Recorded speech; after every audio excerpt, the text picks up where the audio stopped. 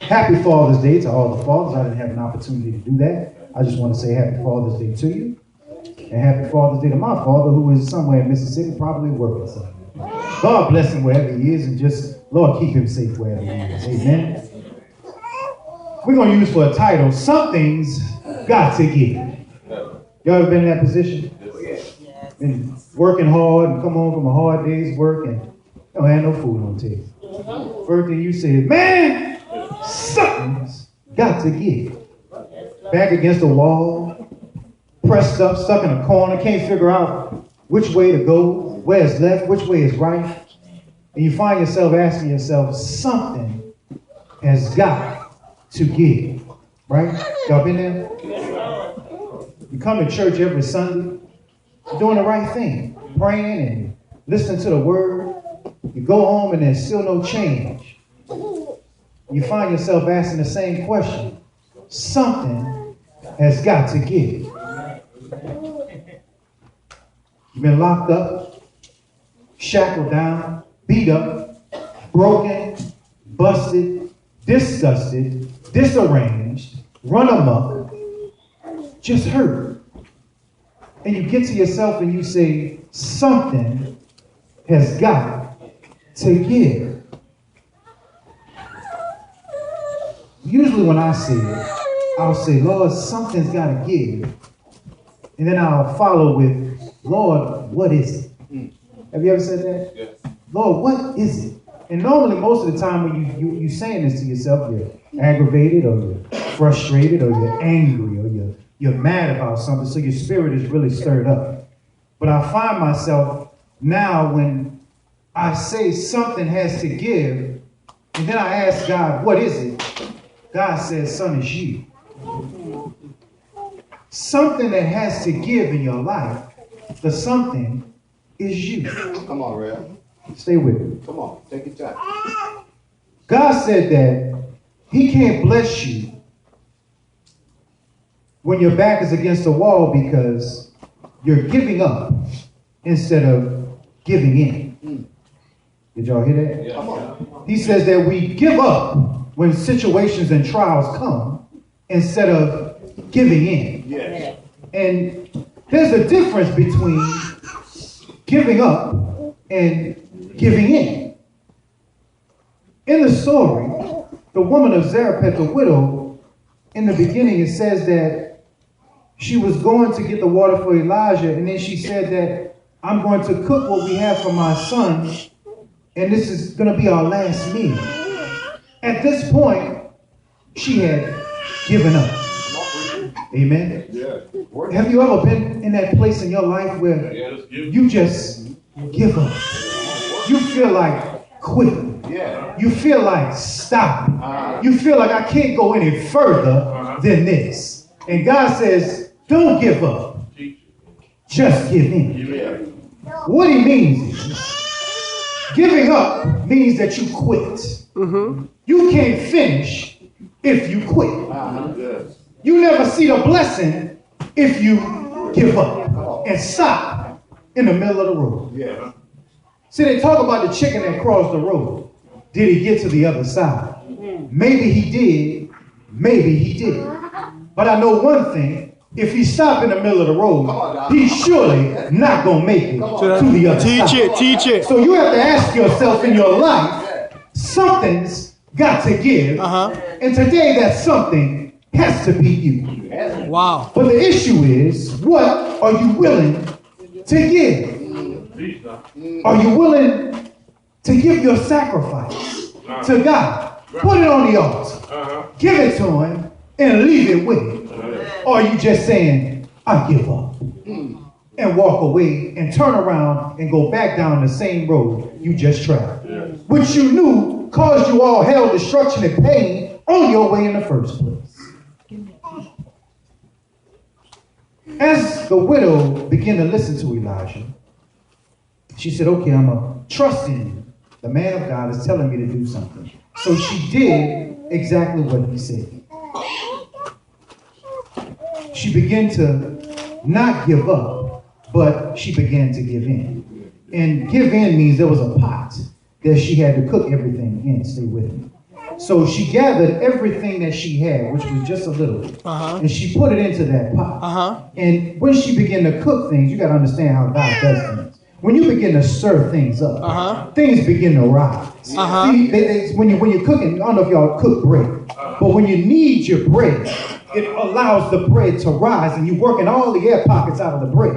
And then when you sit the bread down, you got to leave it there for a minute so it can rise. So sometimes things may not look like they're going to work out for the best in the beginning. But if you just wait just a little while and trust God and give in to his will, things will begin to work out for you. Now, here's the part that I get excited about.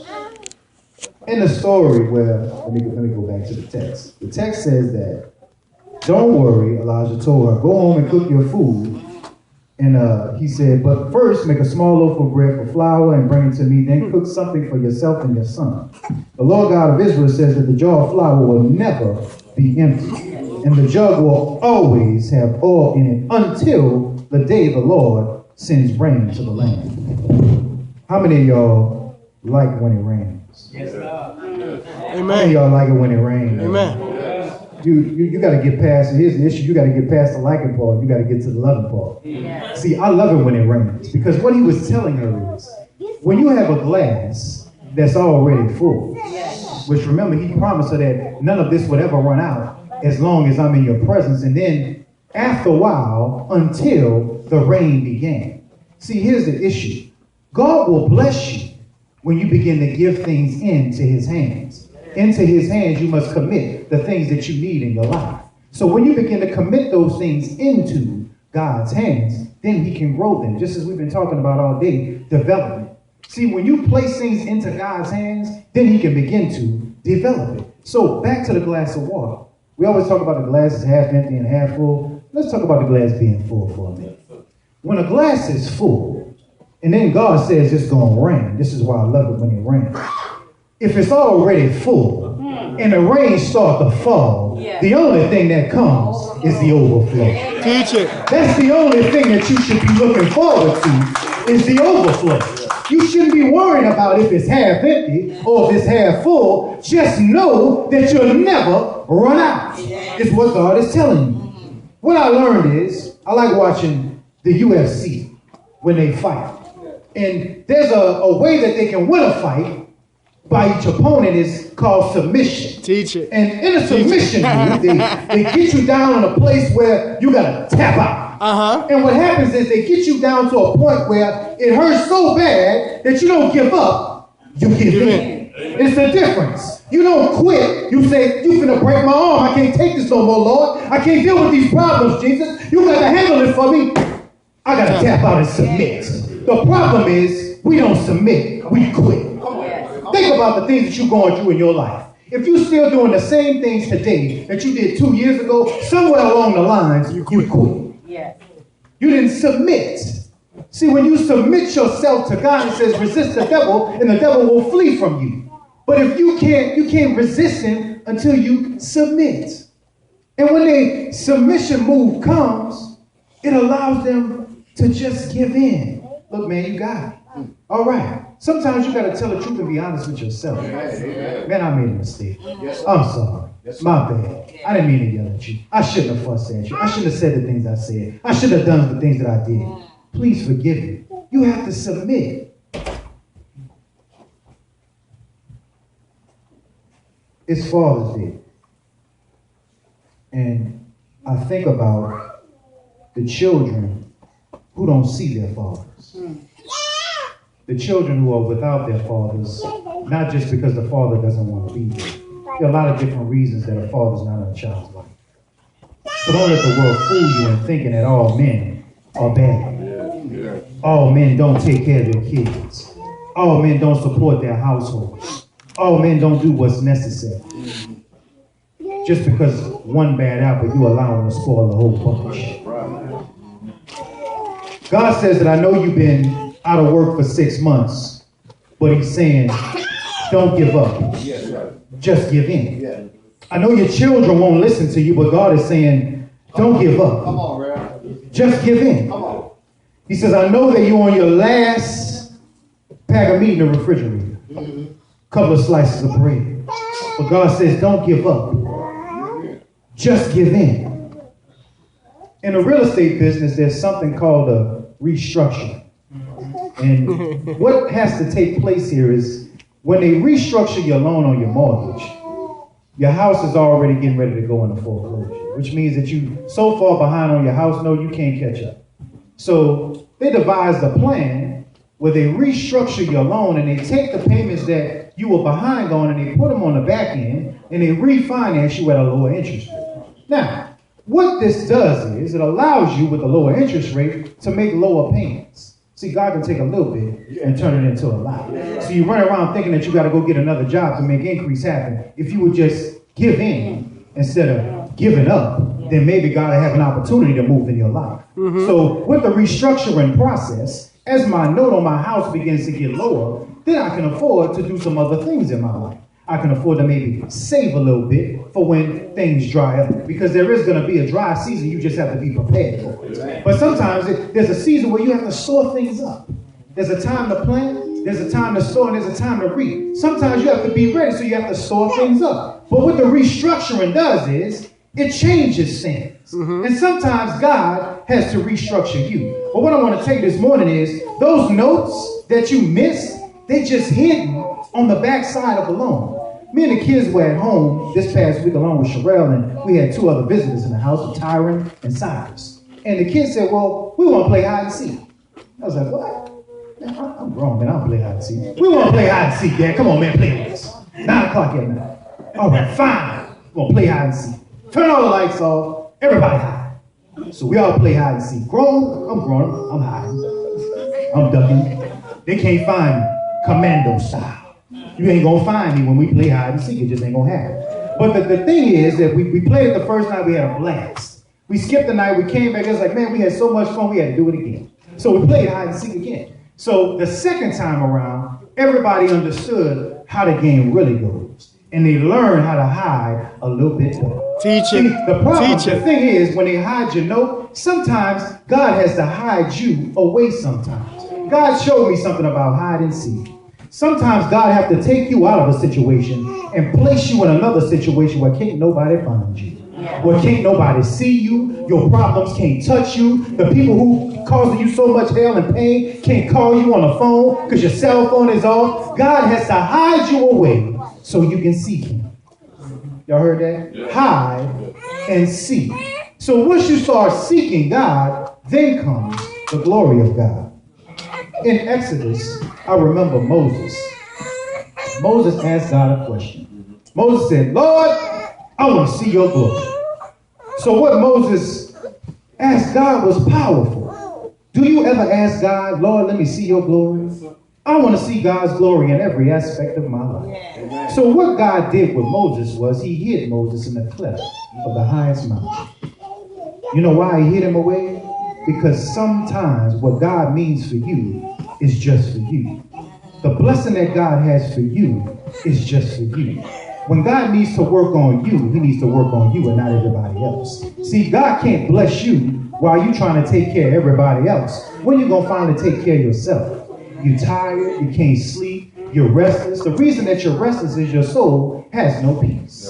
So when you have no peace, you have no power.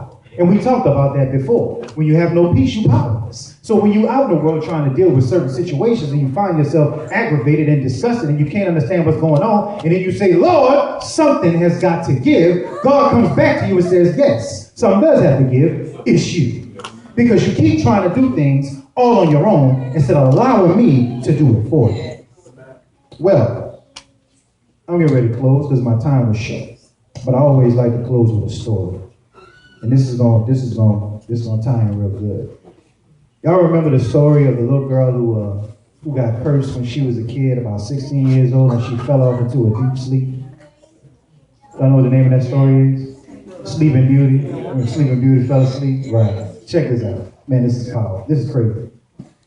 Well, a curse fell upon her, right? But the curse came from her father and her mother, basically before she was born. How many of y'all know that the decisions you make today may not only curse you, but they may curse the loved ones that haven't even gotten here yet? You got to be careful what you do and what you say to people. Well, Sleeping Beauty finally came and she was born, and they brought her into the palace, and they were having a party one day, and they forgot to invite one of the fairies that came and was going to give a blessing. So the fairy got upset and cursed her.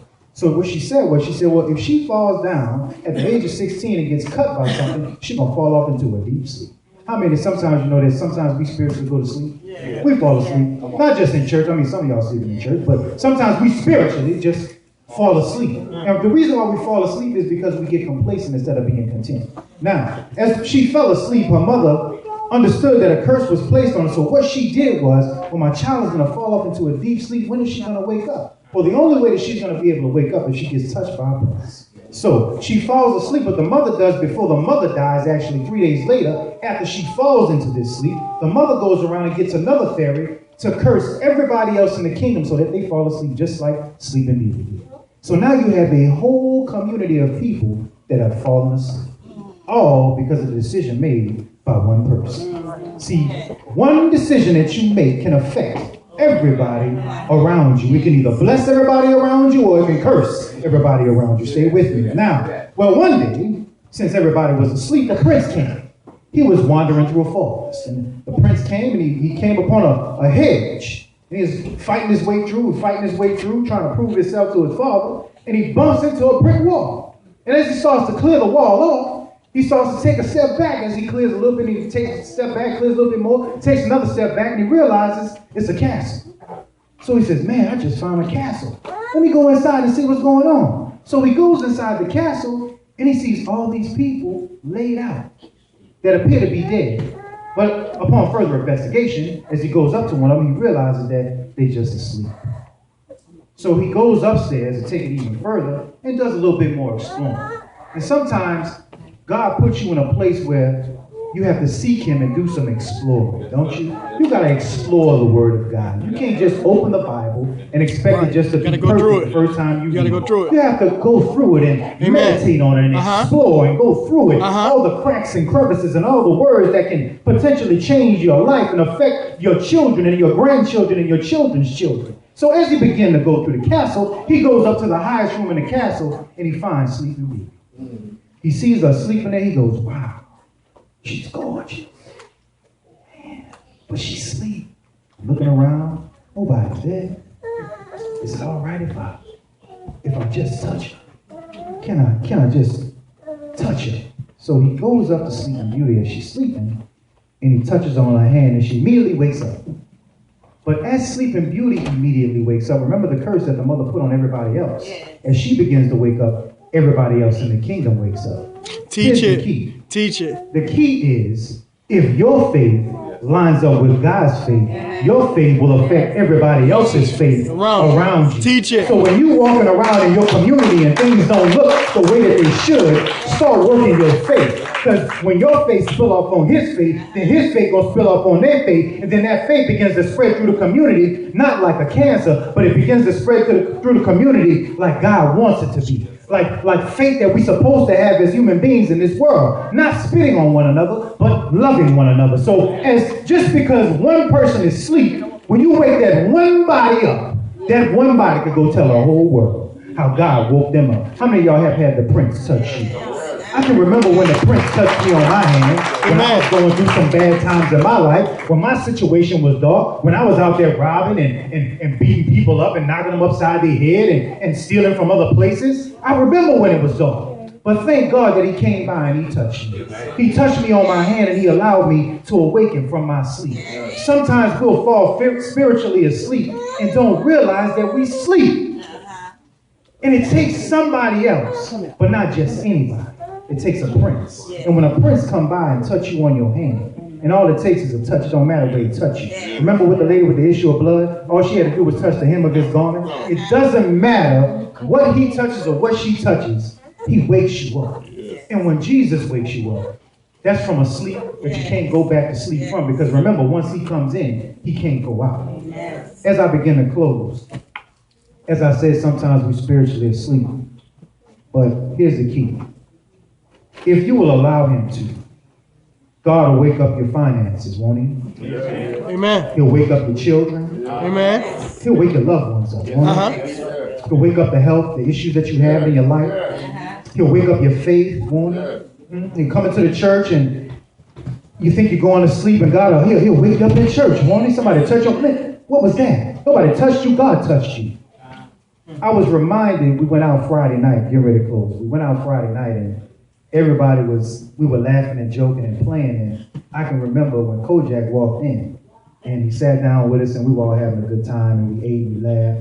And it was good to see the family sit down and laugh and remind themselves of where they came from. Amen. See, a lot of times you have to go back in your mind and remind yourself where you started at. Because if you remember where you started at to where you are now, as you look back, you realize that the journey wasn't that difficult. It wasn't that hard. All I had to do was what God told me to do. And as they began to finish up the dinner, and I remember Ronnie saying, man, I remember we only had 2 pairs of tennis shoes for the year.